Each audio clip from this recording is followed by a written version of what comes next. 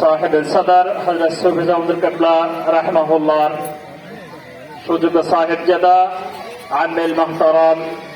আলহাজ হযরত মাওলানা শাহ মোহাম্মদ ওয়ালিউল্লাহ মাসুম সাহেব, উপস্থিত রয়েছেন বাংলাদেশের শ্রেষ্ঠতম দ্বীনি বিদ্যাপীঠ কুমিল্লা ধামতি আলিয়া মাদ্রাসার সুযোগ্য অধ্যক্ষ মহোদয়, আমার শ্রদ্ধাস্পদ শ্বশুর আব্বা, উপস্থিত রয়েছেন অন্যান্য আমাদের দাওয়াতুল কোরআন মাদ্রাসার মুহতামিম হুজুর, হিফজখানার হাফিজ সাহেব হুজুররা, উলামায়ে কেরাম। আলহামদুলিল্লাহ,